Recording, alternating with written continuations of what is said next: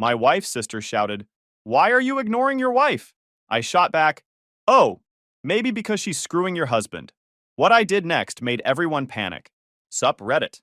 Look, I'm not the type to air out personal stuff online, but after what went down, I figured some of you might appreciate hearing how a missed anniversary dinner turned into the most organized takedown I've ever executed. I, 32 male, and my wife Maris, 30 female, have been together for 6 years.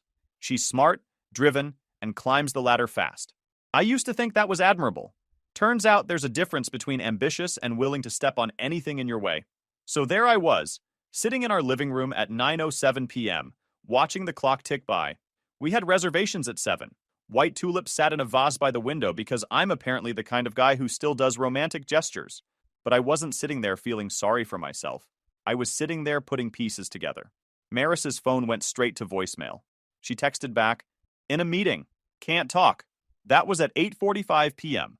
on our anniversary, on a Friday night, 14 hours at the office, with Vaughn, her brother-in-law, her boss, the guy who'd been monopolizing her schedule for 3 months straight. Yeah, I was already connecting dots. I didn't know what I was looking at yet. I just knew the story didn't match the timestamps.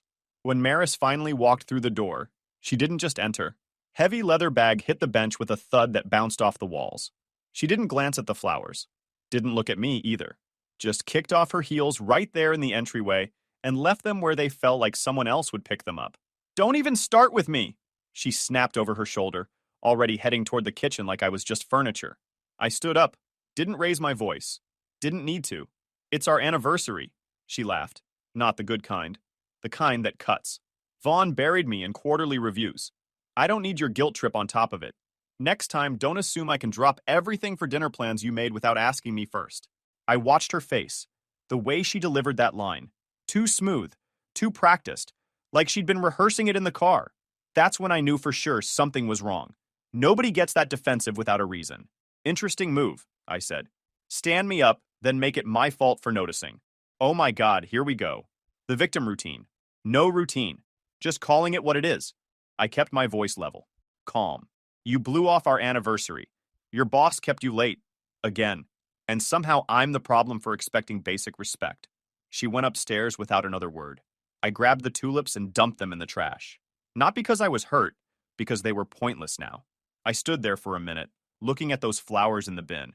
$45, sure. But more importantly, proof of a pattern I'd been watching develop for weeks. Vaughn, the guy who'd given the best man speech at our wedding 4 years ago, talked about family and commitment and building futures together. Real, inspiring stuff. Now he was the excuse for everything. His wife Elowen, Maris's older sister, always played hall monitor at family events, calling people out for showing up late or forgetting to RSVP. She noticed everything, filed it away. The kind of woman who kept receipts on principle.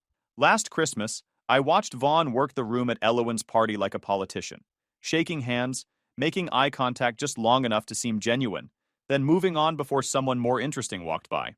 He'd cornered Maris by the bar for 20 minutes, while I pretended to be interested in Elowen's cousin's vacation photos. At the time, I'd thought it was work stuff. Now I was recalibrating the whole evening. If I'd been the passive guy Maris thought I was, I would have just gone to bed and tried to smooth things over in the morning. Instead, I pulled out my phone and started taking notes. I expected nothing. I prepared anyway. The next 3 days were pure ice. No yelling, no apology. Just this new version of events she'd bring up every time she walked through the kitchen. "You made it a thing. You pressure me constantly. You don't trust me to handle my own career." Most guys would chase, try to fix it, apologize even when they didn't do anything wrong. I don't chase, I observe. So I watched her routine shift. Later nights. More emergency meetings. Vaughn's name dropping into conversation like breadcrumbs. I moved my calendar off our shared app, pulled my card from the joint autopay, and started drawing clean lines. No drama, just preparation. She thought I was sulking. I was building a file. Started with her gym schedule. She'd always gone Monday, Wednesday, Friday at 6 a.m. Now it was sporadic. Random nights. Said she was getting home late from workouts, but her hair was never wet. Her gym bag stayed in the car untouched. Phone went face down whenever Vaughn's name popped up, which happened more than it should have for a guy who was supposedly just her boss. Late on the third night, my phone lit up the nightstand. It was 11:43 p.m. "I'm staying at the office," Maris said, voice too careful. Audit week. Vaughn needs everything locked down by morning. I could hear the echo of an empty parking garage in the background. Dead giveaway. I'll pick you up, I said. What? No, that's ridiculous. I'll be outside in 20. You're being ridiculous and controlling. 20 minutes, I repeated, and hung up before she could argue. I grabbed my jacket and left. The drive downtown was empty. Monday night, streets all but deserted. I parked across from the building where I could see the main entrance. Her gray wagon sat by the curb with hazard lights blinking. Tow-away zone. Careless, or confident nobody would check. I sat there longer than I want to admit, thinking maybe I was about to embarrass myself for nothing. At 12:17 a.m., the door opened. Maris came out without her coat, hair twisted up in that messy bun she does when she's been pulling at it all day, staring at her phone like it was the only thing that mattered. And right behind her, this guy in a suit stepped out with his hand raised like he was making some point in the air, gesturing about something. Vaughn. I'd seen him at family holidays. Thanksgiving 3 years running, Christmas last year at Elowen's place. He had this way of bouncing between charm and command, like it was a competitive sport. Could make you feel like the most important person in the room, then cut you off mid-sentence when someone more interesting walked by. They stood there talking. Too long, too close. Body language doesn't lie. He touched her shoulder. She didn't pull back. Then she spotted my car. Her whole body stiffened. Good. Let her know I see it. She walked over and yanked the passenger door open. I told you I didn't need a ride. This is embarrassing. Get in, I said flatly. This is exactly what I mean. You're so controlling. Get in the car, Maris. She let out a breath, dropped into the seat, clicked the buckle, and turned to stare out the window. The streetlight washed her face pale. The silence between us wasn't just tired. It was loaded. She was waiting for me to break, to ask questions, to give her an opening to lie. I didn't. I just drove home in silence. Let her sit with it. Let her wonder what I saw and what I was thinking. The not knowing would eat at her more than any accusation I could make. We hit every green light on the way back, which felt like the universe telling me to keep moving forward. Morning came. I drove Maris back downtown without conversation. We hit the curb outside her building at 8:05 a.m. She stepped out without looking up, phone already taking all her attention, like I was just an Uber with benefits. That's when this young woman intercepted me. Neat blazer, nervous eyes, hair in a high ponytail that made her look more serious than her age suggested. Are you Maris's husband? She asked quietly. I turned. Yes. She didn't move closer. Can you prove that? I need to know you're actually him before I say anything else. Smart. I pulled out my wallet, showed her my license. She studied it for a second, glanced back at the building entrance, then at me again. Can we talk somewhere private? She was already scanning the sidewalk like she expected someone to appear. Not here. I studied her for a second. Professional clothes, but her hands were shaking slightly. This wasn't about a scheduling conflict. This was either confirmation or a very weird misunderstanding. There's a coffee shop around the corner, I said. I know. She was already walking. Back table. Give me 2 minutes head start. Her voice told me this wasn't casual. I parked legally, sent a text to reschedule my 11 o'clock meeting, and headed over. She'd claimed a table half hidden by a potted plant, facing the door. I ordered a black coffee at the counter before sitting down across from her. She didn't waste time. I shouldn't be doing this. Then don't, I said. She swallowed hard. But I can't watch it keep happening. Watch what? She slid her phone across the table. Her thumb hovered over the screen before she tapped play. The timestamp read, 11:42 p.m. last night. Conference room with the lights dimmed. Maris, no coat, hair down now, moving a stack of printed slides around. Lips parted like she's mid-sentence about something. Vaughn walks in. He doesn't say anything first. Just puts his hand on her waist, like he's done it 100 times before. Like he knows exactly where that spot is even in the dark. She turns toward him. They don't rush it. Don't hesitate. It's smooth. They start kissing like they've been doing this for a while. I watched it once. Didn't blink. Didn't react. Just absorbed the information and started calculating next steps. I'd suspected it. Now I had proof. It isn't the first time, the woman said quietly. Her name was Shay. IT security, according to the badge clipped to her blazer. That explained the access. How long? I asked. Few months that I know of, Shay admitted. He tried it with me last year. I shut it down, so he tanked my performance review. I've been documenting ever since. He picks favorites, gives them late hours, special projects, makes them feel chosen. When someone complains, he calls it mentorship. Everyone looks the other way because his numbers are good. And his family, I corrected. She nodded. His wife is your wife's sister, so nobody wants to touch it. I leaned back, made a short list of next moves in my head, and started checking them off. Send me everything. Use a private email, not your work one. I'll handle the rest. If this gets out, they'll purge anyone who knew. I'll do what I can, I said. Cut her off because she needed to hear certainty, not worry. I can't stop them from being petty, but I can make it expensive. How? You can't promise that. I can promise I'll try. And I keep my word. I slid a business card across the table. Fresh email account. Send it all. Then delete the account and don't talk to anyone about this meeting. She bit her lip, then pulled out a flash drive from her pocket. There's more if you need it. Screenshots of him assigning her travel after hours. Calendar block she hides under audit prep labels, but he's the only one there with her. I took it. Smart move coming to me. Will you stay calm? She asked. I picked up my coffee. What do you think? I asked Shay later why she'd taken such a big risk approaching me. She said she'd watched 3 other women at that firm get chewed up and spit out by Vaughn's system. 1 quit. 1 transferred. 1 took a settlement and signed an NDA so tight she couldn't even warn the next victim. Shay decided someone needed to break the cycle. I removed Maris as my emergency contact at work. Updated the form with my brother's number instead. Stopped the automatic transfer I'd been sending her for this side project she kept almost finishing, but never quite did. Took my passport and a few important documents from the home office and put them in the small fireproof box I keep in my trunk. Canceled our weekend barbecue with the neighbors. Sent a light text about rescheduling for next month. Deleted the streaming login from our living room TV and set up a guest profile without access to my accounts. Not petty, protective. Clean lines before the war starts. That evening, I pulled our joint bank statements. Went back 6 months.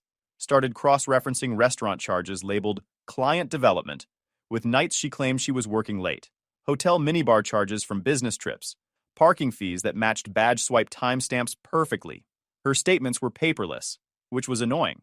Half the charges were buried under client meals, like she thought labels were magic. Then I checked mileage reimbursements against actual locations. The numbers were wrong. Way wrong. She was expensing personal trips as business travel. Vaughn was approving fraudulent reimbursements. I made a spreadsheet. Dates, amounts, GPS coordinates from photo metadata on her posted pictures. Saved it 3 places, as locked down as I could make it. Took me 3 nights and a call to my buddy who does forensic accounting. I hated every second of it. The affair was embarrassing. The expenses were illegal, and I had both documented. I didn't sleep much that week. Was dragging at work. Kept it quiet so I wouldn't look like the guy who got cheated on and turned into a detective. By Friday, I parked downtown in front of the old brick building where my family friend kept his law office. Mid-60s, round glasses, the kind of patience that survives bad traffic and worse coffee. He looked up when I stepped in. Reed, hey, what do you need? I told him everything. Not the emotional version, the tactical version. The missed dinner, the pattern of late nights, Vaughn's increasing presence in her schedule. Then I told him about Shay in the video. I didn't dramatize any of it, just described the timestamps, the hand on the waist, the routine of it all. My lawyer listened without filling in the gaps for me. When I finished, he steepled his fingers. You've been pulling historical records. 3 months of activity documented. Bank statements, badge logs, expense reports. Week 1 of the pattern was when Vaughn started assigning her these late-night projects. Week 12 is where we are now. Good instincts. What's your goal? He asked. Clean divorce, financial protection, and I want consequences for both of them that go beyond my personal situation. He's been doing this before Maris. He'll do it after. I want the firm to know exactly what they're protecting. He nodded slowly. Smart. Human resources is a waste here. They exist to absorb impact for the company. The partners are the only ones who can pull the lever on Vaughn. Partners won't act if he controls the revenue, I said. Right. But there's a shareholders committee. He turned a legal pad toward himself and started writing. You aim above the partners. Straight at the people who sign off on audit letters and fiduciary responsibility. You include a clause about retaliation against informants. Keep the tone clinical. Attach timestamps, log entries, travel approvals. Make it hard to argue. Can you root it directly? I'll file it with the committee's outside counsel. Creates a record they can't bury easily. He adjusted his glasses. Collateral damage will include your wife. I know, that's the point. Are you ready for that? I was ready when she chose Vaughn's schedule over our anniversary, I said. Everything after that is just execution. He gave a small, sad smile. You're colder than I expected. Not cold. Focused. He slid a document toward me. Start your own separation now. Finances, living routine, social calendar. No more joint fronts. Makes the next part cleaner. Already started. The retainer hurt, but I paid it. If this backfired, I'd look insane. Worth the risk. On my way out, I stopped by my office. I run logistics for a mid-sized distribution company. Nothing fancy, but it keeps things moving. My second in command is this guy Jory who nods once and handles things without turning it into a production. I briefed him in neutral tones that I'd be less available next week, and he'd need to run the Tuesday stand-up meeting. You good? Jory asked. I'm executing a plan. Same thing. Need backup? Just keep things running here. Weekend arrived dressed as strategy. Saturday morning, Maris called down from upstairs with a voice that said she'd already made all the decisions without consulting me. As usual. Strategic session in Chicago, she announced, like she was informing staff. Back Sunday, don't wait up. I was at the breakfast bar organizing receipts into neat stacks. Utilities, insurance, subscriptions. Creating order out of the chaos our finances had become. Have fun, I answered, not looking up. You don't even care where I go now? She walked into the kitchen with sunglasses perched on her head, even though we were indoors and it was barely 8 in the morning. Designer shades she'd bought last month without mentioning the price. Most husbands would at least pretend to be interested. Enjoy your trip, I said evenly, still sorting papers. She stood there like she was waiting for me to ask questions. To give her an opening for more lies. I didn't. We'll talk when I'm back, she finally said. Sure. She rolled her suitcase to the door. Paused with her hand on the handle, waiting for something. I kept my eyes on the receipts. The door closed behind her. I watched through the window as she loaded her bag into her car. Gray wagon. Same one I'd picked her up in outside the office. Same one that had been parked in that tow-away zone while she was inside making out with her boss/brother-in-law. I gave it 5 minutes. Then I called my lawyer. She just left for her fake Chicago trip, I said when he answered. Timing finally lined up, he replied. I could hear papers shuffling. Come by in an hour. We'll finalize everything. After she left, I met my lawyer again at his office. Saturday morning, so the building was quiet. He wasn't thrilled about weekend hours, but he squeezed me in. We loaded everything onto his desk. Video clip, calendar screenshots, travel records, badge swipes, expense entries. 3 months of evidence Shay had compiled, plus my own documentation cross-referencing the same period. Thorough doesn't begin to cover it. One receipt in particular stood out. A jewelry store charge from 6 weeks back. $800. I'd never seen any new jewelry on Maris, which meant either she'd bought something for herself and hid it, or Vaughn was getting her gifts. Neither option made me feel great. He wrote 2 letters, one to the Shareholders Oversight Committee and outside counsel, one to their professional liability insurer. Same evidence, different framing. Why 2? 1 letter they can try to bury. 2 letters to different stakeholders? They can try not to act. The insurer doesn't play. He slid a 3rd document forward. Preservation demand. Goes out Monday, 7:30 a.m. with everything else. After that, anyone who touches evidence becomes a legal exhibit. He adjusted his glasses. Shay is named as a protected witness in both filings. Any adverse action against her triggers immediate escalation. And the divorce? I'm filing the petition this morning. Emergency weekend filing through the e-court system. He pulled out another set of papers. Once that's processed, we serve Sunday night at Vaughn and Allowin's place.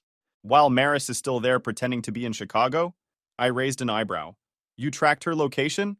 Photo metadata from her social media.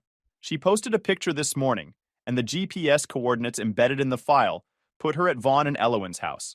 Amateur hour. The papers include copies of all evidence. The video, the expense fraud, everything. We serve them both at once, in front of Allowin. That's nuclear. That's coordinated? He slid the packet toward me. Process server goes at 8 p.m. Sunday. You should be there to witness. I signed where he indicated. No hesitation. Stay at your brother's after, he added.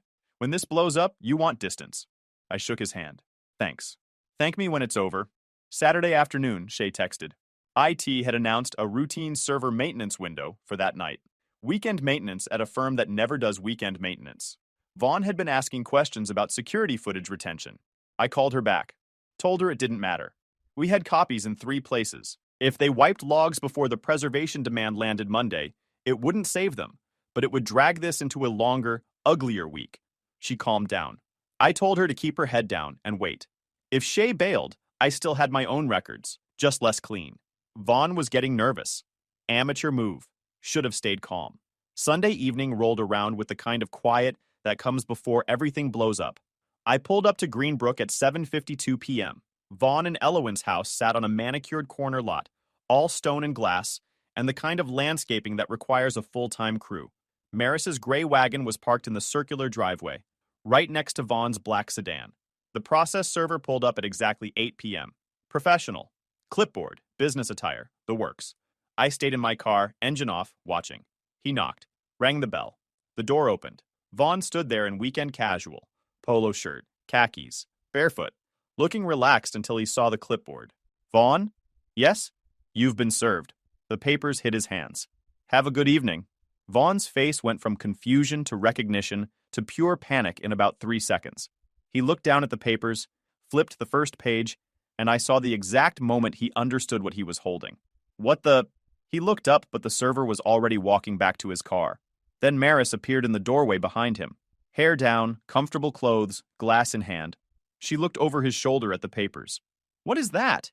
I watched her face cycle through about 5 different emotions in 2 seconds. Confusion, recognition, panic, then something calculated, like she was already working on her story. Her hand went to Vaughn's arm, and he flinched away like her touch burned. That's when I got out of my car and walked up the driveway. Slow, deliberate. Maris saw me first. Her face drained of color.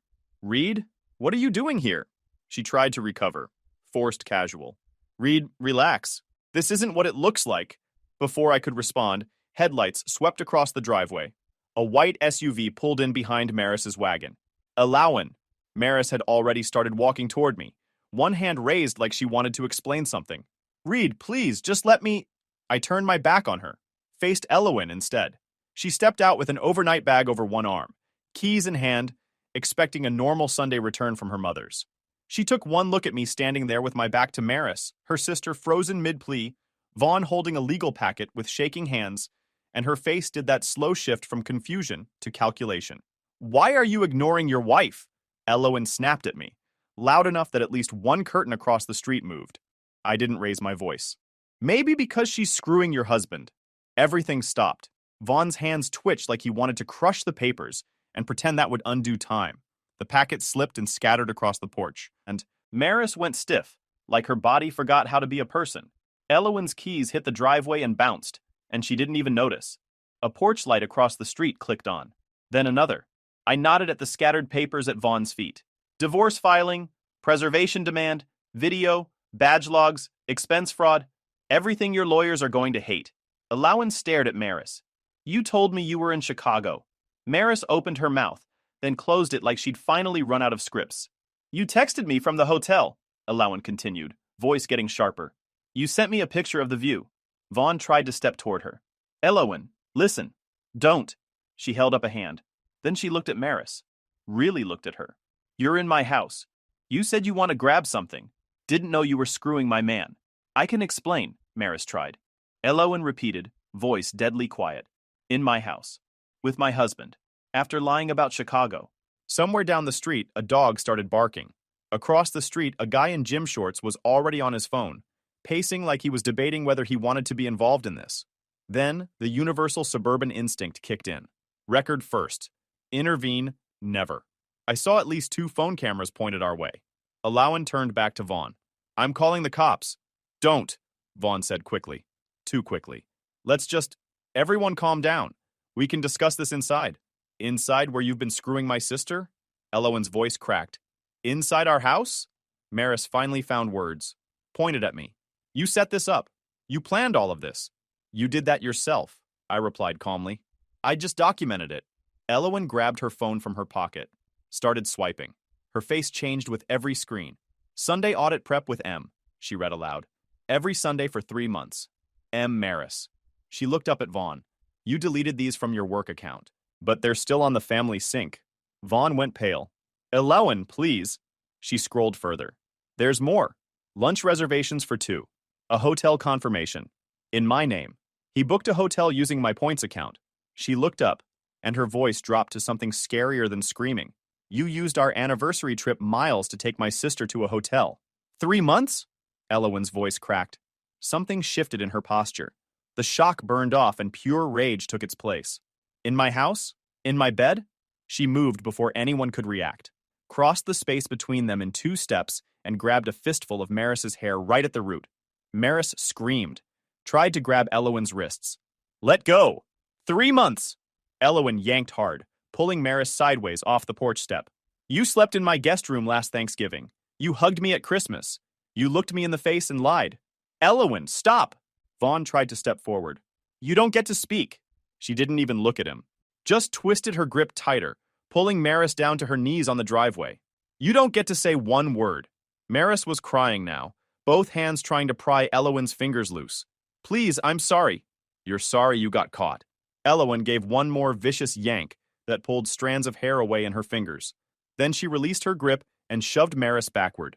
Maris fell onto the stone driveway, one hand going to her scalp. Clumps of hair scattered on the ground between them.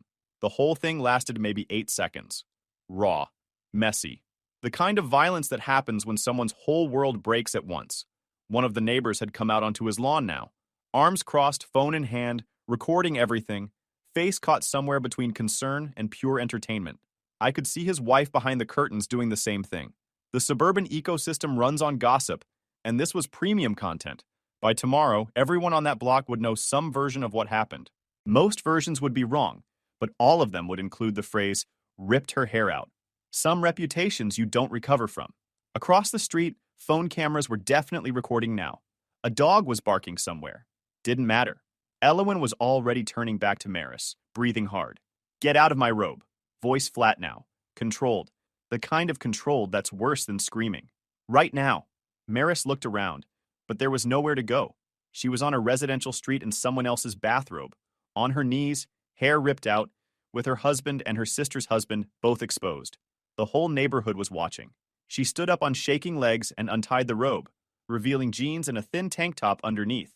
She threw the robe at Elowen's feet and started backing toward her car.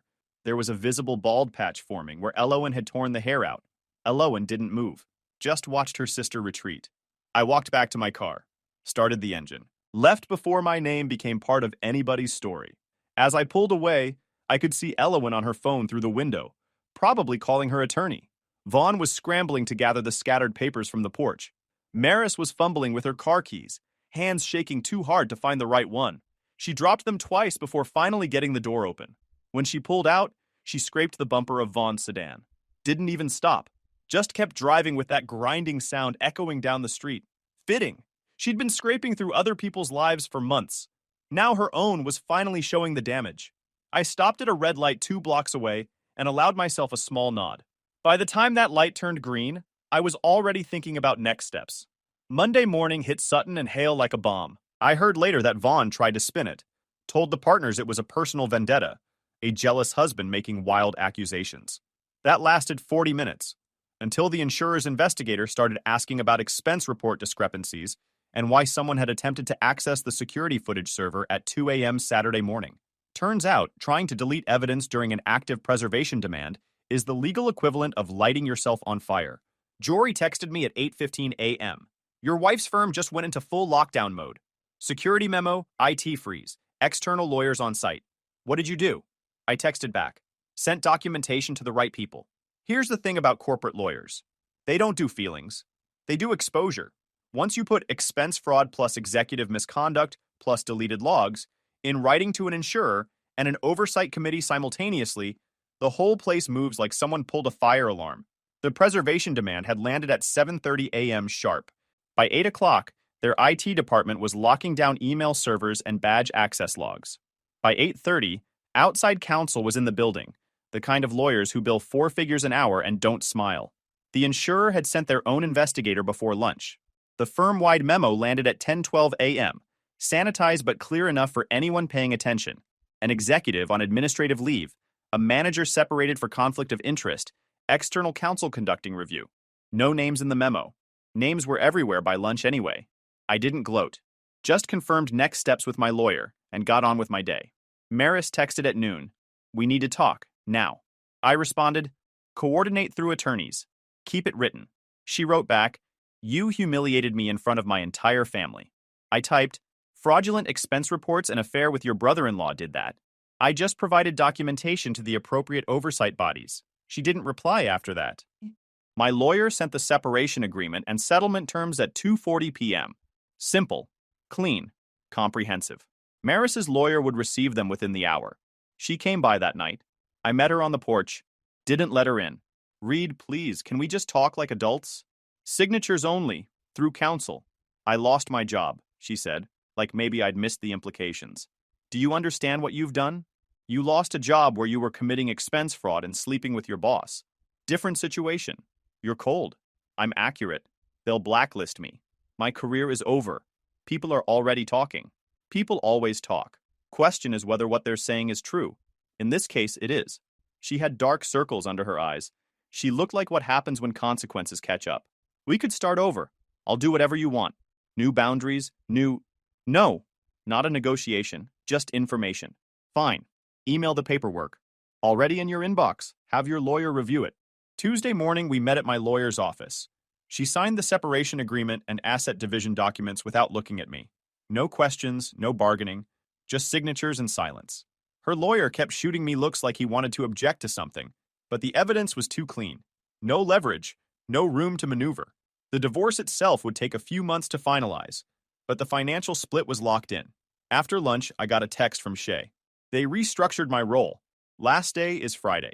I called her immediately. She was shaking. Said it was budget cuts. Classic. My lawyer filed the retaliation complaint that afternoon. Shay was named as a protected witness, and we documented the risk in our original filing. Their HR director called her twice, first with threats about reference checks, then with a suddenly different tone after their outside counsel explained what protected witness retaliation actually meant during an ongoing insurance investigation. By Friday, Shay had severance, 3 months paid health care, and a reference letter their lawyers wrote themselves. Not because they were generous, because fighting it would have cost 7 figures and made everything exponentially worse. They tried to scare me into backing down, she said when I met her for coffee. Then they paid me anyway. That's how institutional pressure works. They test for weakness first. When they don't find it, they pay. She smiled. So, the contractor gig at your company? That's still happening? 8 a.m. Monday. Badge will be at reception. Jory's expecting you. You applied through the staffing agency? Our HR vetted you? I wasn't part of the interview process. Everything clean. 3 weeks later, the rhythms settled into something cleaner. House was mine. Schedule was mine. Shay started her contractor gig and turned out to be exactly as sharp as I thought she'd be. Jory called her a great addition. I told him I expected her to convert to full-time within a year and start making real moves. Vaughn landed somewhere eventually. Small firm, different city, significant pay cut. The kind of job you take when your LinkedIn goes from senior partner to available for opportunities and stays that way for 5 months. His separation from Elowen went faster than mine from Maris. She'd already had the locks changed before Monday's memo went out. Professional. As for Maris, word traveled fast in professional circles. Being tagged as a conflict risk on separation docs makes recruiters nervous. She'd applied to 3 competing firms. All 3 passed after reference checks. She eventually landed a contract position. 6-month renewable, no benefits, no upward track. The kind of job you take when your previous employer's HR department uses careful language that technically isn't defamatory, but functionally ends careers. The real damage came from something else, though. Alawan told me Maris had finally figured out Vaughn's play. He'd been setting her up as the willing participant, the junior manager who'd pursued him, the liability shield if anything went wrong. His lawyers had drafted memos painting her as the instigator. She called me crying, Elowen said when we met for coffee. Said she finally realized she was never the special one. She was the expendable one, the patsy.